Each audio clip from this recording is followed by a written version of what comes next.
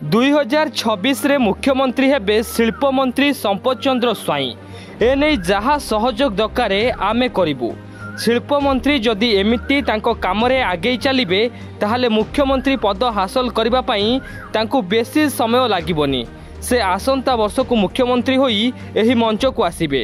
एही भली एक मंतव्य देइछंती पारादीपर जणे जनाशुना चर्चित श्रमिक नेता तथा बीजेडी नेता गोलोक चंद्र नायक। टिके भल करी शुणंतु कौन कहउचंती श्रमिक नेता। मंत्री जेमते आर वर्ष को मुख्यमंत्री होई आम मंच रहिबे, आम समस्त साधुवाद, आम समस्त प्रेरणा, आम समस्त सहयोग रहिबो। आम गाँव गोटे बड़ दुख अच्छी पिला मैंने मत कहते जे भाई ये प्रस्तावटी मंत्री आगे उठेब।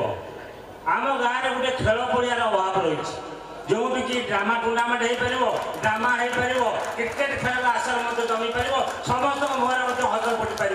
मोर गोटे प्रथम आपत्ति रहा मंत्री पाखे ये माटीर पुओ ये माटीर मनीष आज आकाशचुंबी पदवी बसुँच मुझे गोटे छोटिया पदवी देवी आम गाँ तरफ परमेक गुणीपुत्र नच मुख शतानबी एक चंद्र स्तमीयंती नच तारा गण पिच। यार अर्थ हो गोटे गुणवान पुओ सांगे 100टी मूर्ख पुओ सामान नुहति।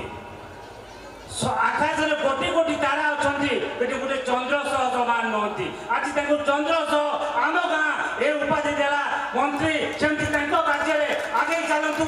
आर वर्ष अशोक भाई कहला भली मुख्यमंत्री पद आसन अलंकृत करने बेसी समय लगे बेसी समय लेबेनी। एभली एक घटना देखा मिली कुजंग ब्लॉक पारादीपी गड़ पंचायत निमिढी ग्राम रे हेउथिबा ड्रामा मंचरे।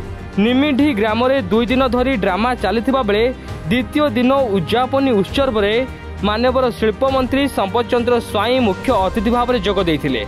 एही अवसर में मंत्री समर्थक तांको प्रशंसा करने सहित श्रमिक नेता गोलोक चंद्र नायक मंत्री उच्च प्रशंसा करथिले एवं ग्रामर उन्नतीकरण आड़े शिल्प मंत्री आसंता वर्ष मुख्यमंत्री पद हासिल करी एही मंच में जोग देबे बोली सर्वसम्मुखें कहिथिले।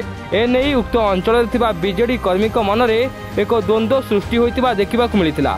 तेबे श्रमिक नेता वर्तमान केउं दल को समर्थन करुछंती एने स्थानीय अंचल रे लोकमानक मध्यरे एक हलचल सृष्टि होइतिबा देखिबाकु मिलिछि।